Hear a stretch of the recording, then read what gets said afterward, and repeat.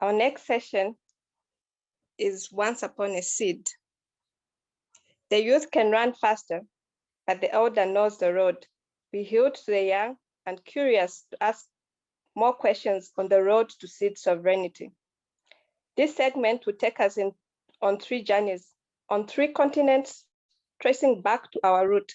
It is an intergenerational dialogue and a unique opportunity to trace history, connect dots, and affirm our continuity as seedlings of Mother Africa. Generations apart, these 3 phenomenal women will share with us their journey with seed, their challenges as women, seed custodians, and some of the solutions brewing in their ever-active minds, seeding our holistic liberation. I would like to welcome Ms. Elizabeth Poff D. Woods and Amira Michelle to this panel.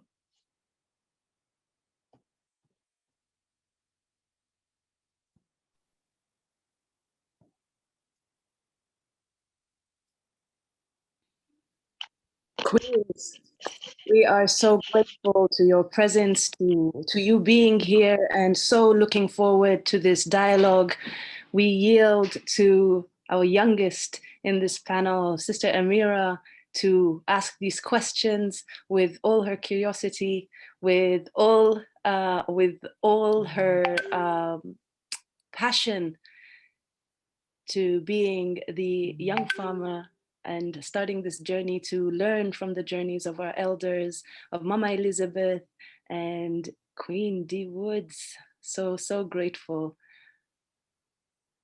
I will be facilitating here a little bit. So I will ask first for Mama Elizabeth. Thank you, Dima. I hope. Can you hear me? Perfectly, yes. Okay. You can go ahead with your question before I come up with my story. Yes, I just want us to start very briefly. I am hearing mobiles. The tech gremlins are here, which means it tells me that this is going to be yet another very powerful panel, very powerful. Please be prepared. I would like us to start with just a 1-minute introduction, if you can, who you are and what is seed sovereignty to you. We start with Mama Elizabeth. My name is Mama Elizabeth Mpofu. I'm a grandmother of 9 grandchildren. I'm also the general coordinator of a global peace and movement called La Via Campesina, although I am now coming to the end of my term of office as the general coordinator, end of June. But I've also founded a very interesting collaborative, which is called the African Women Collaborative for Healthy Food Systems. And nationally, my organization is Zimbabwe Smallholder Organic Farmers Forum. I am also delighted to be one of the speakers for this important rally. Thank you, Dima.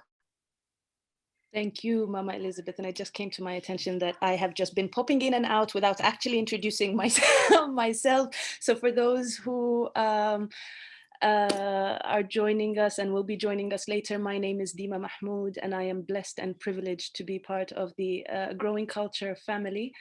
We will be talking more about this, and it is truly, truly my honor to be on this panel and moderating the wisdom that is going to come out of here. I yield to Dee. Please share with us in a minute, if possible, who you are and what is seed sovereignty to you. Okay.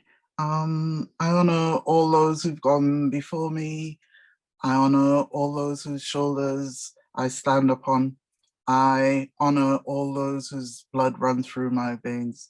Ibashe, Ibashe, Ibashe, Ashe, Ashe, Ashe. So I am a Yoruba priest. I am a mother with children of the womb and of the heart.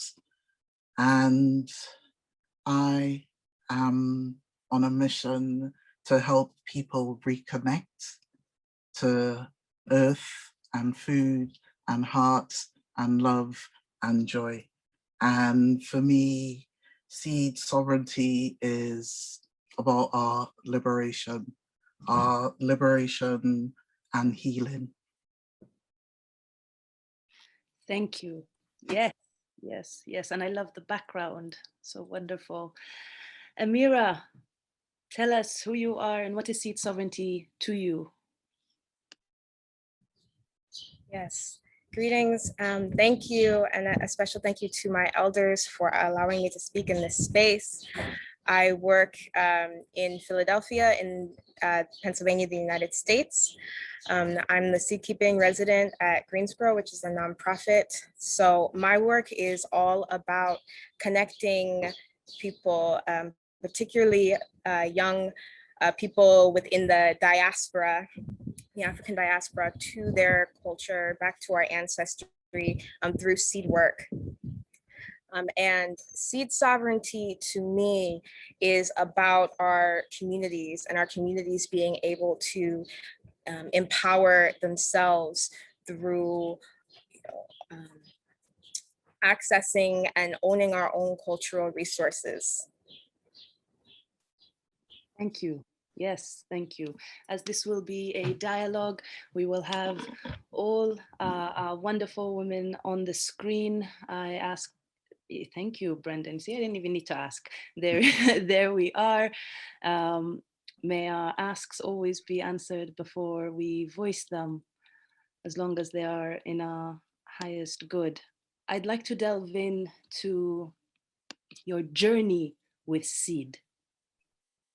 And I will flip it a little bit around, and I will start with Amira, with your journey of seed, because as much as we have to learn, and like Juliet said, the elder know the way,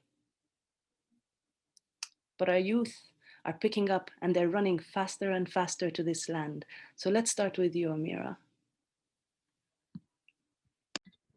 All right, my journey. So I'm currently in Philadelphia, but I was born and raised in Boston, which is in the northeast part of the United States.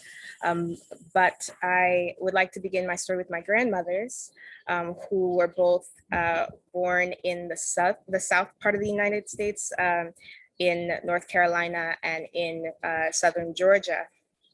And I start my story with them because they are the elders that I knew best in my family, that I know best in my family, and my closest connection to the land. I am a returner to the land. I'm returning to my heritage through my farming work, but I'm several generations removed from actually from farm work. My grandmother, who was born in Georgia, she grew up on a farm. Was that last bridge before me to the earth, and to the tradition that comes from the earth.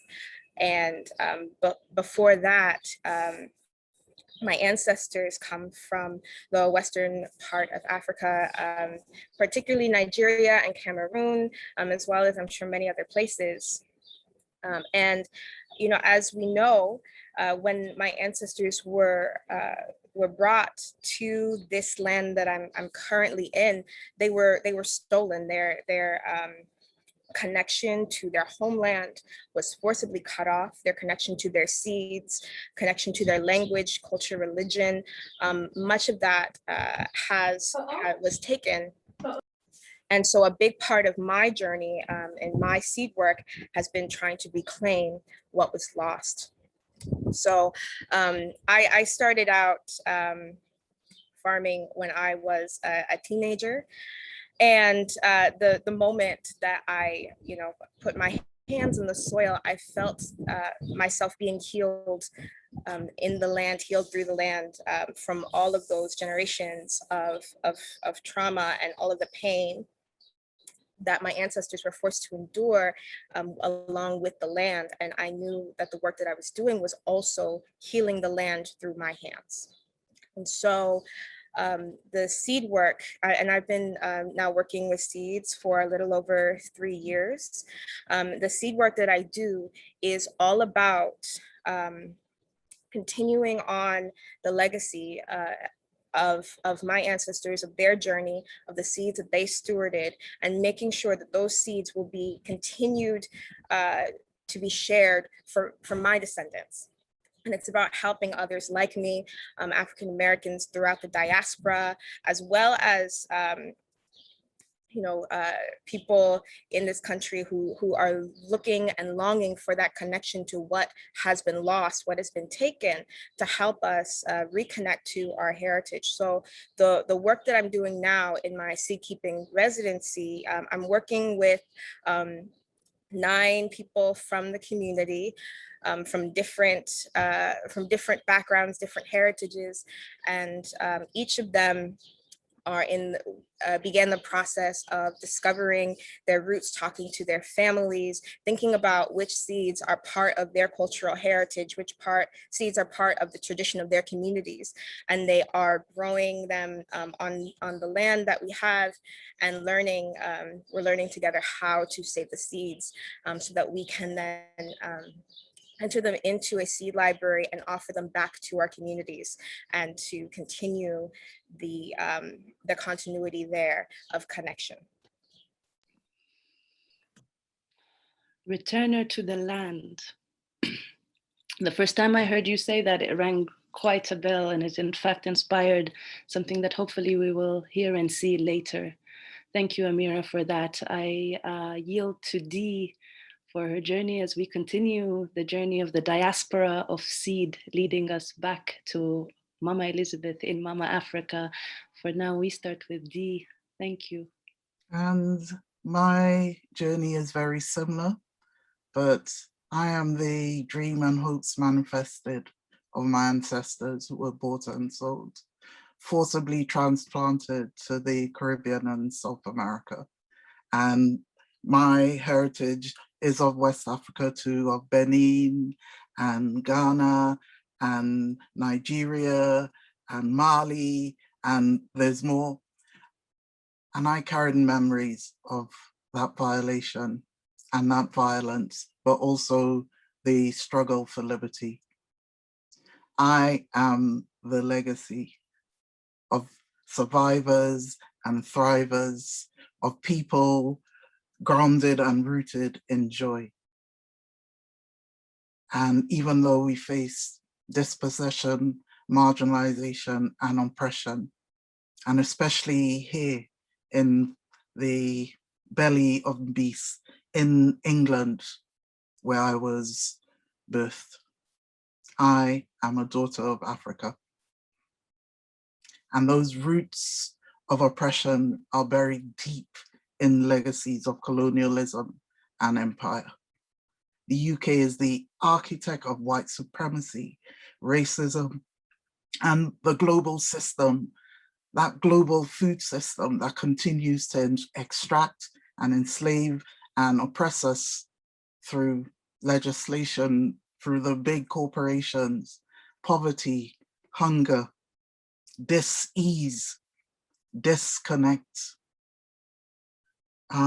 deep poverty and food insecurity of African heritage people in this country demands action from our people. It is one of the motivations for me birthing an organization called the African and Caribbean Heritage Food Network to fight for our food sovereignty, because too many of our people are dying. And not on my watch, literally not on my watch. And seed sovereignty is in roots, and the grounding of that food sovereignty. But we must also remember our roots. So many of our foods come from roots, and we need to be protecting those as well. So I am a daughter of knowledge keepers of our foodways and spiritual systems, tasked to help others to reconnect to earth, to nature, to each other, to divinity, and to remember who they truly are. So mine is a journey of personal healing that led me to having that deeper connection with land and our foods and our seeds, collecting and saving seeds, gathering plants and seeds on my journeys back home in Caribbean, but also to Africa and wherever I travel. And it is learning and remembering the foundation from my father and my grandmother and all those elders who passed on their knowledge. My journey is also our collective journey of healing. And our healing is bound up in our liberty. We need to be able to save and share our seeds freely, to conserve our heritage, to grow and to eat our foods, to reclaim our sovereignty.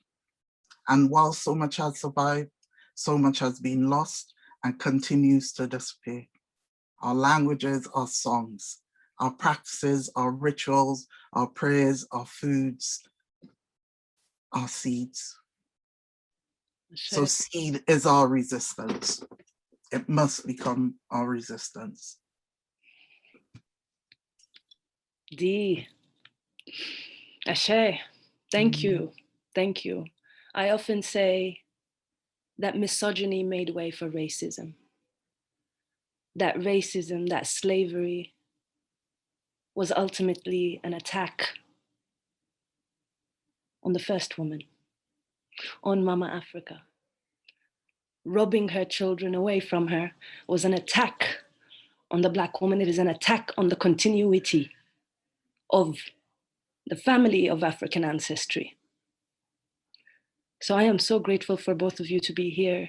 And I take us now to Mama Elizabeth and Mama Africa. Tell us your journey with seed, please. Thank you, Dima.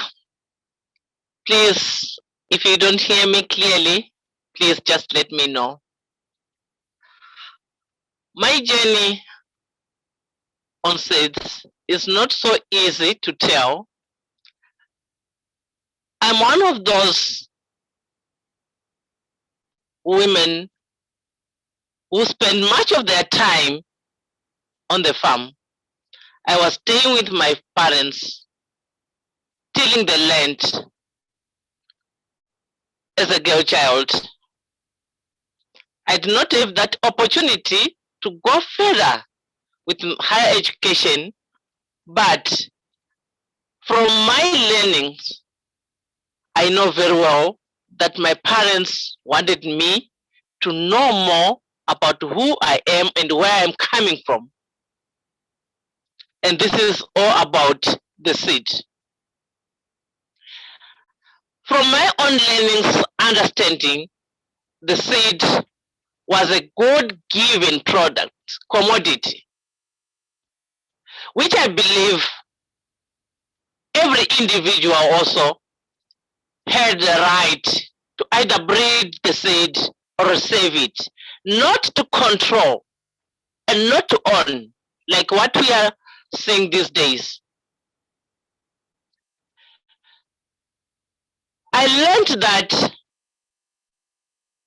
it is everyone's obligation to take good care of the seed and also to fruitfully reproduce it. And what did I learn from there? Taking good care of the seed, which my grandmothers were doing, which my mother was doing. This is all I learned about seeds.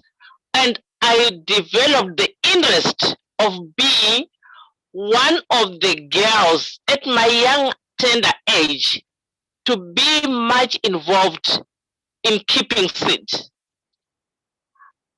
From there, I learned the importance of the seed because culturally, the seeds which our ancestors were growing were more into consuming, and they were more into performing rituals traditional ceremonies. And this I learned that these seeds which are being talked as a present moment are very different from the seeds which we are talking. The importance of seed to me is very, very important. What is the value of the seeds which we are talking? This is where I learned how to come together to search for the seed custodians in my community, because we know as young people sometimes we did not have that capacity, that knowledge of keeping seeds properly, but we really did identified some seed custodians who had the knowledge on how to keep seeds. And from there, I started to think of my surrounding community. How do we really make seed, take it of great importance? How do we really regenerate the seed, save it, keep it, so that it doesn't get lost again?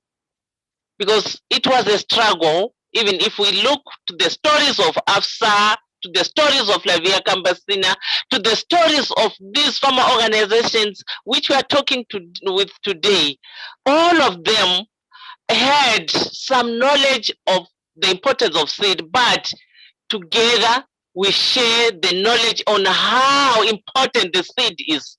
So my journey was not an easy one, but I'm happy today.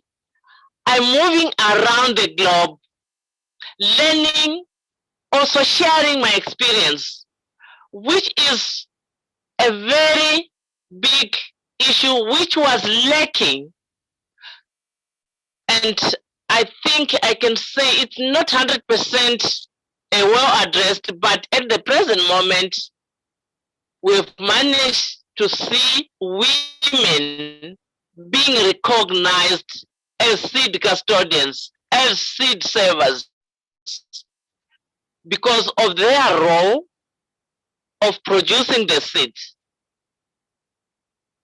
Dima, if I may just talk a little bit of the challenges which women are facing, because I went through these challenges whereby no one could really recognize the whole lot of work I was doing on the farm in producing the seed, producing the food, tilling the land, doing all sorts of work so that my children could also have enough food on the table.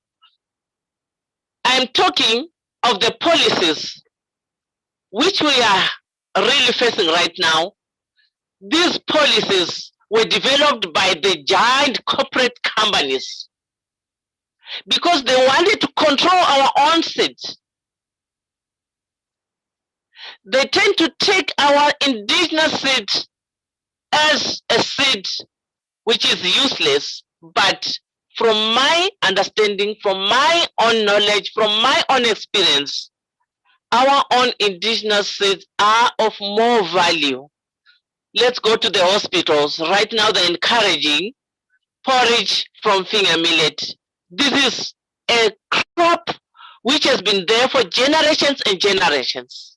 And if I don't have that seed of finger millet in my seed bank, I'm not really a peasant woman. I'm not really someone who really wants to serve the nation, to serve the people. They are talking of standards. I ask myself, what standard on my own seeds? For what? And for whom?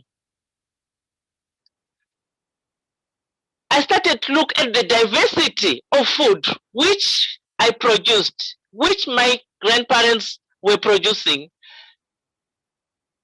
You could select what type of food you want, but today we are forced to consume one variety. Like for instance, here in Zimbabwe, we have sada, we have papa from maize. That is not food. So also take into consideration the seed itself, what are the values of the seed, which I grew up taking some lessons step by step, learning the values of those seeds, how to produce them, how to save them. This has given me this opportunity to be on this rally to share my experience with the seed. In a few words, I really want to thank you, and I think I will have time to come up also with the way forward so that we know very well where we want to go when we look at the issue of seeds. Thank you. Thank you so much, Mama Elizabeth. And indeed, this was already to be weaved into the conversation. I will ask for Dee and then Amira. That was on point, Mama Elizabeth. If you caught that, I need to learn how to do that. We will start with Dee and then go to Amira just to briefly discuss a challenge. We really want our focus to be on the success stories. This rally is about celebrating the struggle, celebrating you sheroes of food, you warriors, you queen warriors. Thank you so, so much. Dee, your challenge, some of your challenges that you've experienced. So many, too many, as people who are erased and ignored, and it literally is a fight. So one of the challenges is that we don't have enough African heritage people farming. In fact, people of color, period. You know, farming is the whitest profession in the UK. And it's because of lack of resources, lack of finances, access to land is virtually impossible. It's why there's a land justice movement and a reparations movement as well. So land in our names, you know, seeking reparative justice in terms of giving us back land, you know, land that was bought from the proceeds of slavery, indentureship, and basically colonialism and empire.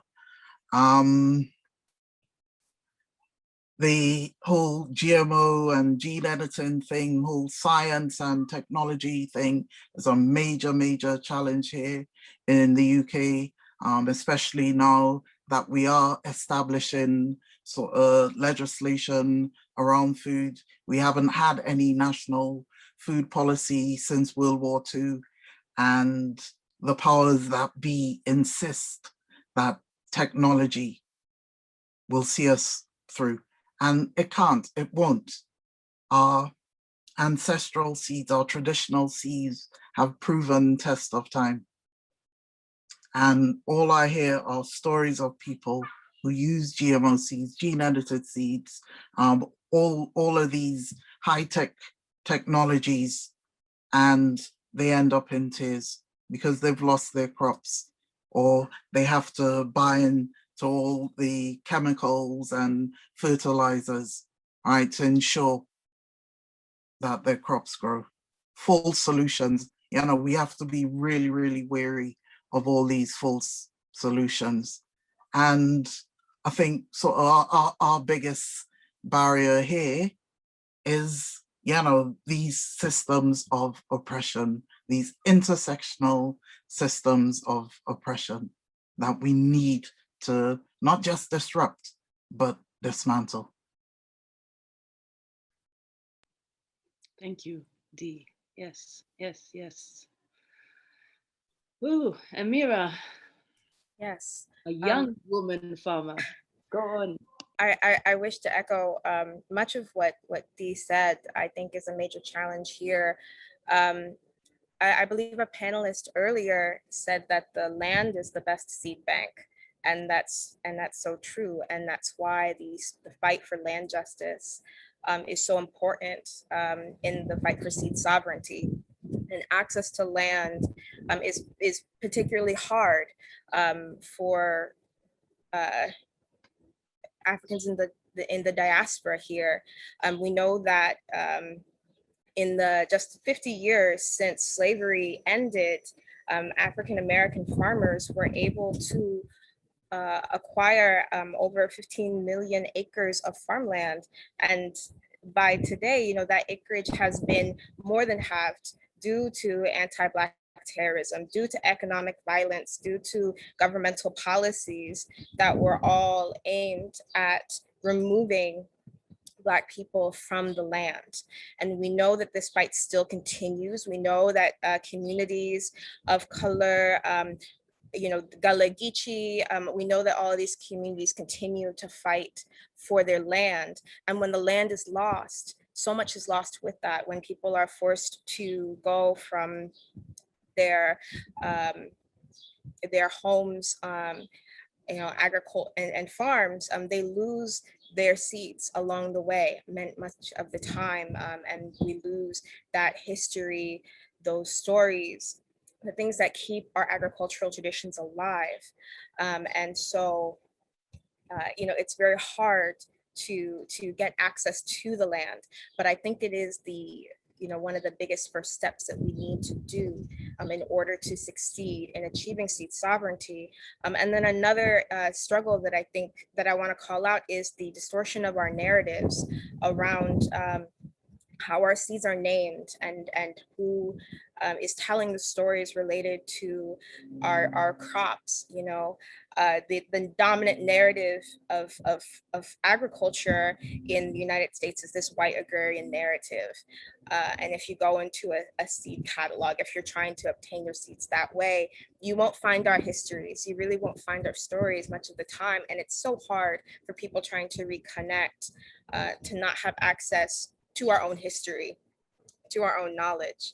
And I think, you know, there is a generational divide. There can be a divide between, you know, those whose families continue to stay on the land and those whose families were forced to flee the land and enter into cities, and repairing our communities and living on the land together, reclaiming our narratives, all are crucial to the fight for seed sovereignty here for Black Americans. Thank you, thank you, thank you. And we're seeing in the comments invitations to invite more of the diaspora into this conversation. And I am hoping this, as we transition into the last segment of this conversation, into the success stories, I really want us to take an opportunity to acknowledge this day, this rally, this particular dialogue as a resounding example of a success story of the diaspora of seed bringing us together, as yet another way for us to reclaim this narrative. So please, I start with Mama Elizabeth. We don't have much time, but I do want us to end on a strong and powerful note. And just on this screen, we have so many success stories. Tell us the one you want us to tell our children and our children's children. Tell us the one story, please. Yeah, thank you, Tima. I don't have a story, but my message to our youngsters, to our youth, is that let's try to go back for our future. That is adopting our indigenous knowledge systems, which is more sustainable, where our future lies. It is also important for our youth to be closer and closer to their grandparents, to their mothers who are always on the farm. Because for you to be a graduate, to be a doctor, you need food, you need healthy food, produced by a very good quality seed, which has been produced on a good land in this regard, I call upon all the young people that we really need you. We really need to move together to build a strong seed movement. Thank you, Dima. No, thank you, Mama Elizabeth. My mother will not consider me a youth, but despite what she might think, I will say I am youth and I will say I am here and we are coming together. So thank you. Dee. You know what, Mama Elizabeth said it all, but there's a saying that I hold, is by Gwendolyn Brooks, and it's something I've always carried with me. We are each other's harvest. We are each other's business. We are each other's magnitude and bond. We have to be in solidarity with each other. We cannot do this alone. We can't do this in the US isolated. We can't do this in the UK and Europe isolated. We have to come together as people, as African people, and, you know, fight for what is ours. And it is about time, Kofi. It is about going back and reclaiming what is ours. It is about us, you know, demanding and claiming our space wherever we are.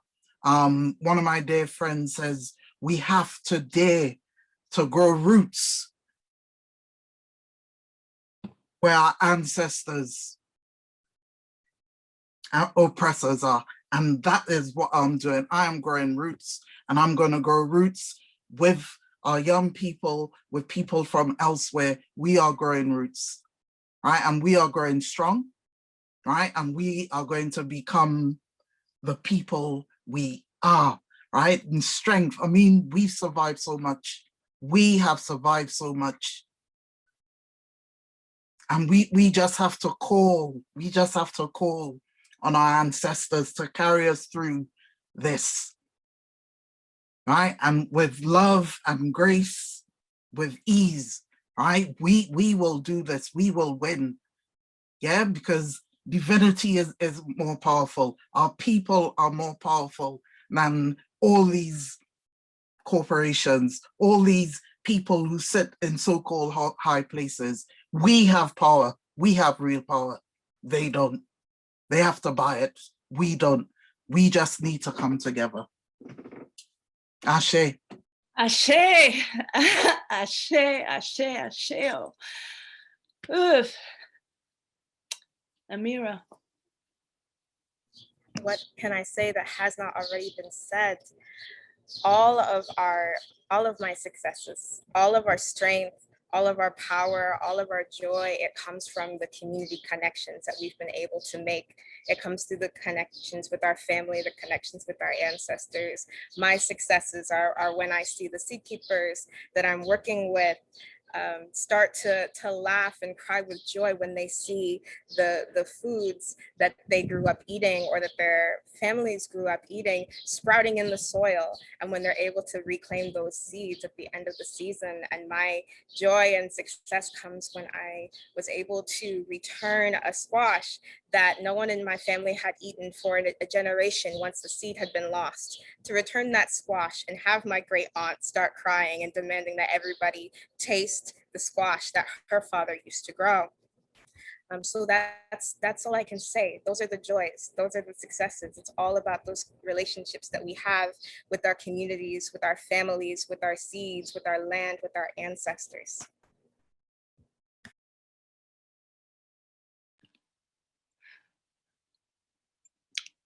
I don't even know what else there is to say. I know we have plenty to talk about, but like Dee said, we have to keep coming together. This is just the start. Some of us have already started. Let's continue coming together. Let's continue planting these seeds. For me personally, this rally is the most powerful seed I have contributed in planting. And I hope whoever is listening, especially our young family, our young Africans, our young diasporans, our young people, to hear the calling of Mother Earth, to hear the call of Mama Africa, and to hear our call to join the resistance, to join the movement, to join the fight for our seed sovereignty. Thank you so much for being with us here. Thank you so much for sharing your wisdom. Thank you for sharing your inspiration. Thank you for motivating us. Mama Elizabeth, thank you for breathing life into our calling. Dee, thank you, thank you, thank you, thank you for that call for us to keep coming together. And Amira, breathing that emotion, the tears, the joy in all that we are doing in the seeds that you are planting. Thank you all so much. I hope everyone joining us has enjoyed this as much as we have. Please, if you have questions, we don't have time for a Q&A, but we do have a Q&A section. Please put your questions in there so that we may continue the conversation. And I yield to Juliet for our next segment. Thank you so very much. Sisters, mothers, queens, I appreciate you all.